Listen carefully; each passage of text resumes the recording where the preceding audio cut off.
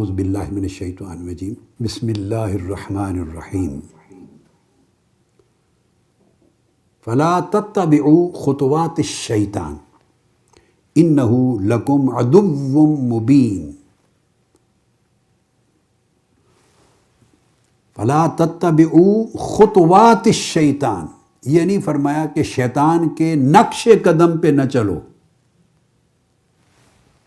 خطوات جمع کا صیغہ استعمال کیا، شیطان کے نقوش قدم پہ نہ چلو، یعنی اس کے بے حساب راستے ہیں اس کو گمراہ کرنے کے، اس کے پاس بہکانے کے، ورغلانے کے، پھسلانے کے، اس خیر کی راہ، ہدایت کی راہ سے نکال لینے کے باہر. خطوات ہیں، بہت سے اس کے پاس ٹولز ہیں، صرف ایک نہیں ہے. یہ بات بڑی امپورٹنٹ ہے، بہت ٹولز ہیں اس کے، بے شمار میکنزمز ہیں اس کے پاس بے شمار میتھڈز ہیں اس کے پاس، بے شمار پروسیجرز ہیں. خطوات ہیں شیطان کے. فرمایا انہ لکم عدو مبین، اور وہ خود تمہارا کھلا دشمن ہے، مگر جو طریقے استعمال کرتا ہے ضروری نہیں ہر طریقہ کھلا ہو، اس میں کھلے طریقے بھی ہیں، خفیہ طریقے بھی ہیں جو خود بندے کو پتہ ہی نہیں چلتا، اور شیطان اس کو بہکا پھسلا کے نکال دیتا ہے اس قافلے سے، محروم کر دیتا ہے اس نعمت سے. فرمایا وہ تمہارا کھلا دشمن ہے، مگر طریقے اس کے خطوات ہیں بے شمار، اور ایسے بھی ہیں جن کا آپ کو پتہ چل سکے، اور زیادہ گھناؤنے طریقے وہ ہیں جن کا پتہ بھی نہیں چلتا آپ کو، اندر ہی کوئی ڈسٹربنس پیدا کر دیتا ہے آپ کو. اور ڈسٹربنس پیدا کہاں سے ہوتی ہے؟ بھئی آپس میں جب اجتماعی کام ہوتا ہے تو ہیومن ریلیشننگ ہوتی ہے. جب اجتماعی کام کرتے ہیں، تنظیمی کام، جماعتی کام، اجتماعی، تو ہیومن ریلیشننگ ہوتی ہے. انسان کا انسان کے ساتھ رشتہ ہوتا ہے تو 100 کمزوریاں، اونچ نیچ، خرابیاں مزاج، طبیعت، معاملات کی ہوتی، بس وہیں سے بگاڑ ہو جاتا ہے، ختم. بگاڑ بندوں کا بندوں سے ہوتا ہے، اور محروم مشن سے ہو جاتا ہے، نعمت سے ہو جاتا ہے. بس یہ ہے ایک سمپل سی فلسفی، یہ بڑی آزمائش ہے. اگر بندے کا اللہ سے تعلق ہے، صرف اللہ سے، اور درمیان میں کسی انسان کا کوئی واسطہ نہ ہو، وہ آسان ہوتا ہے اگر اس کو توفیق ہو. اگر بندے کا بندے سے تعلق ہو اور ایک ہی بندے سے ہو تو آسان ہوتا ہے.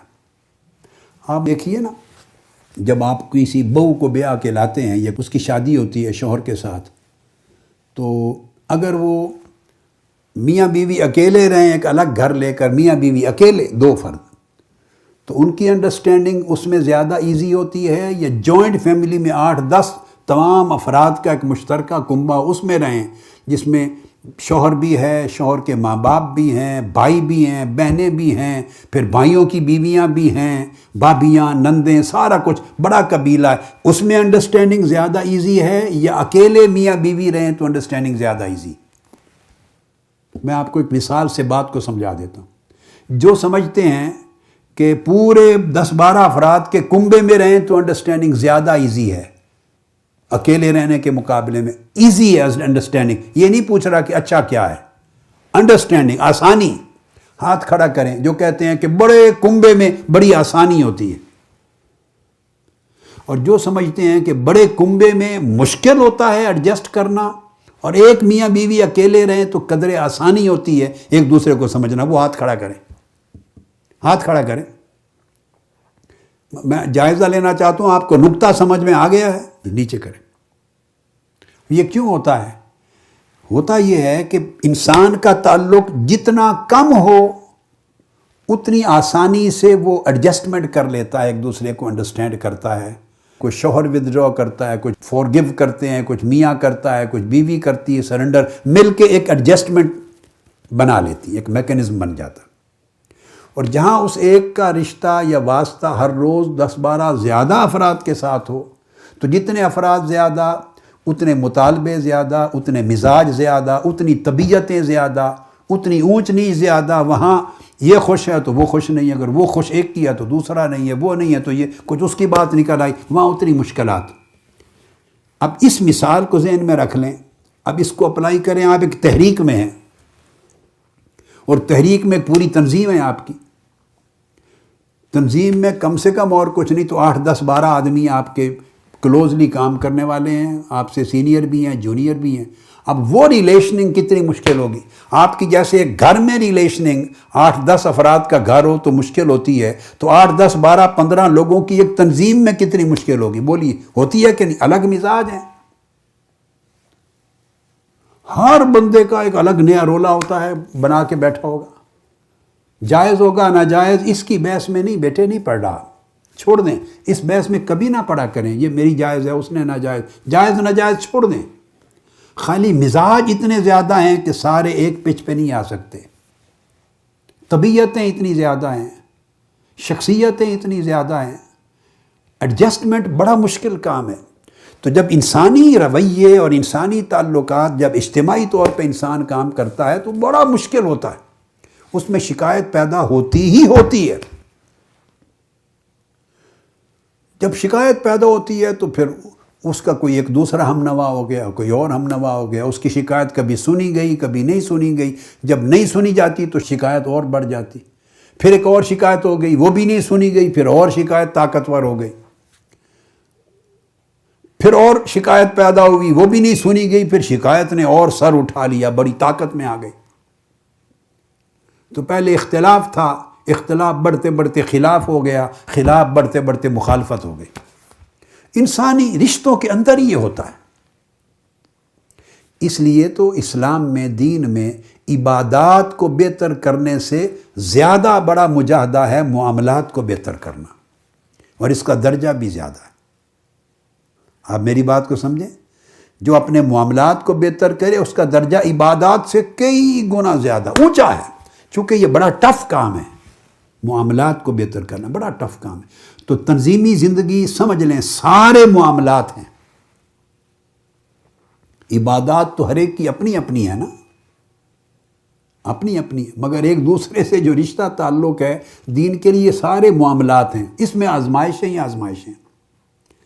تو یہ آزمائش کیا ہے کہ بگاڑ کسی ایک کا دوسرے سے ہوتا ہے، ناظم کا صدر سے ہو گیا، نائب صدر کا صدر سے ہو گیا، اس کا امیر سے ہو گیا، اس کا جنرل سیکرٹری سے ہو گیا، اس کا MSM کے صدر سے ہو گیا، اس کا یوتھ لیگ کے صدر سے ہو گیا، ویمن لیگ کا ان سے ہو گیا، ان کا تنظیم کا ویمن لیگ سے ہو گیا، یوتھ کے ساتھ ہو گیا، امیر سے ہو گیا، اچھا پھر ضلع ہے اس یونین کونسل کا اوپر PP حلقے کے ساتھ ہو گیا، یا ان کے کسی بندے کا مرکز کے شہر ضلع کے ساتھ ہو گیا، ان کا مرکز کے ساتھ ہو گیا، یہ مرکز سے لے کے بیٹے یونین کونسل تک یہ سارے انسان ہی ہیں نا، سب انسان ہیں، ان میں کوئی ملائکہ میں سے نہیں آئے ہوئے۔ یہ تحریک بھائی زمین پر بپا ہے اور انسانوں میں بپا ہے، اور پیغمبر بھی جب آتے ہیں تو انسانوں میں کام کرتے ہیں۔ تو جب اوپر نیچے سب انسانی رشتے ہیں تو وہاں ہر بندے کی ہر خواہش پوری نہیں ہو سکتی، ہر بندے کی ہر طبیعت کا تقاضا پورا نہیں ہو سکتا، ہر بندے کی سوچ دوسرے بندے سے ہمیشہ نہیں مل سکتی، اختلاف ہوتے ہی ہوتے ہیں، شکوہ ہوتا ہی ہوتا ہے۔ اب یہ جو شکوے کے امکانات بہت زیادہ ہیں، ان کے باوجود آدمی انہیں نظر انداز کرے اور اللہ رسول کے کام کے لیے قربانی دے اور جمع رہے، یہ آزمائش۔ شیطان ان طریقوں سے انٹر ہوتا ہے، اس سے لڑائی کر دی، اس سے غصہ، اس سے ڈسسیٹسفیکشن، اس سے شکوہ، اس سے شکایت، اس نے میری بات نہیں سنی، پرواہ نہیں کی، یہ کیا امیر ہے، یہ کیا ناظم ہے، یہ کیا صدر ہے، یہ کیا ناظم اعلیٰ ہیں، یہ کیا تنظیم کے صدر ہیں، یہ کیا نائب ناظم اعلیٰ ہے، یہ کیا تنظیم ہے، معتبر ہیں، کسی کی سنتے نہیں، یہ ہے فلاں فلاں فلاں، یہ سارا گورکھ دھندا۔ یہ راستے ہیں خطوات الشیطان، جہاں سے شیطان گھستا ہے اندر، اور نفس بھی گھستا ہے، اور پتہ نہیں چلتا۔ پھر اس کے بعد انا پیدا کرتا ہے، میرا حق ادا نہیں ہوا، میری عزت نہیں ہوئی، میرا نام نہیں لیا، سب کو کھڑا کیا گیا، مجھے چھوڑ دیا، مجھے پروجیکٹ نہیں کیا، میں نے اتنا کام کیا تھا، میرا کسی کھاتے میں نہیں گیا۔ یہ سب چیزیں، یہ بولیاں کیا ہیں؟ وہ شیطان بے ایمان ڈالتا ہے، یہ بولیاں، یہ سب بولیاں شیطان ڈالتا ہے، اور نیچے نفس اندر سے اس کا الائنس ہو گیا ہوتا ہے شیطان کے ساتھ، نفس امارہ کا الائنس ہوتا ہے، اور پھر یہ چیزیں کر رہے ہوتے ہیں نیکی کے کام، اس نیکی میں شر داخل کر دیتا ہے شیطان، آپ کو پتہ ہی نہیں چلتا، آپ سمجھتے ہیں میری حق تلفی ہوئی ہے، زیادتی ہوئی ہے، یہ ٹھیک نہیں ہے، بس آپ اور خیال میں ہوتے ہیں اور معلوم نہیں کہ پردے کے پیچھے شیطان اور نفس کام کر رہے ہیں۔ لہٰذا ہر وقت خطرہ ہے، عاجزی کریں اور اللہ سے التجا کرتے رہیں کہ آپ کو اس نعمت سے محروم نہ ہونے دے۔ جو محروم ہو گیا وہ مارا گیا، وہ شیطان نے حملہ کیا، وہ سنبھل نہیں سکا، وہ محروم ہو گیا اس بڑی نعمت سے۔ باقی یہ گارنٹی کوئی نہیں دے سکتا، انسانوں کے اجتماعی کام ہیں، اس میں کسی سے کوئی نقص شکوہ نہ ہو، اس کی گارنٹی روئے زمین پر کوئی نہیں دے سکتا، انسان ہے، اسی توازن کو قائم کرنا ہے۔ تو اب آخری بات، بس جڑے رہیں اس جگہ کے ساتھ، ہر چیز جو آئے اس کو دھتکار دیں، جو چیز آئے دھتکار دیں، سمجھ لیں یا میرے نفس کا خیال ہے یا شیطان کا حملہ ہے، بس چھوڑ دیں، علاوہ اس کے کچھ نہ دیکھیں، یہ میرے اپنے نفس کی سوچ کی خرابی ہے یا شیطان کا حملہ ہے، بس اور کچھ نہ سوچیں، جمے رہیں۔ جب اس پر جم جائیں گے، اپنے مشن کی، دین کی عزت پہ، اللہ کے رسول کی عزت پہ جم جائیں گے، تو میں آپ کو ایک بات بڑی پتے کی بتاتا ہوں، بڑے پتے کی، راز کی، شیطان بھاگ جائے گا آپ سے مایوس ہو کر بھاگ جائے گا۔ سمجھیں، جب شیطان کافر ہو گیا تھا، جب اللہ پاک نے اس پہ لعنت بھیج دی اور وہ کافر ہو گیا، نافرمان ہو گیا، کافر ہو گیا، ابلیس کافر ہو گیا، اس وقت اس نے ایک قسم کھائی تھی، کافر ہو جانے کے بعد ایک قسم کھائی تھی، اس نے کہا تھا اعوذ باللہ من الشیطان الرجیم فبعزتک لأغوینہم اجمعین، اے اللہ تیری عزت کی قسم، میں ان سب کو گمراہ کروں گا، پھسلاؤں گا، سب کو پھسلاؤں گا تیرے بندوں کو۔ مگر قسم کیا کھائی تھی؟ بولیے، تیری عزت کی قسم۔ حضرت آدم کی عزت نہیں کی تھی جس کی وجہ سے کافر ہوا، مگر کافر ہو کے بھی اللہ کی عزت کر رہا تھا۔ فبعزتک، تیری عزت کی قسم، یہ جو قسم کھانا ہے یہ عزت کرنا ہے۔ عزت کس شے کی کر رہا تھا؟ ابلیس کافر ہو کر بھی اللہ کی عزت کر رہا تھا، اللہ کی عزت کر رہا تھا۔ میں لفظ بول رہا ہوں، فبعزتک، تیری عزت کی قسم۔ قسم کیا ہے؟ قسم کے لفظ سے عزت کر رہا ہے، اور عزت کس کی کر رہا ہے؟ یہ نہیں کہا تیری قسم، نہ، تیری عزت کی قسم۔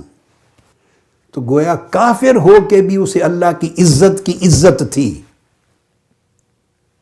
اللہ کی عزت تھی، کافر ہو کے بھی، چونکہ اس کی پچھلی زندگی گزری تھی، اس نے اللہ کی عزت کو دیکھا تھا۔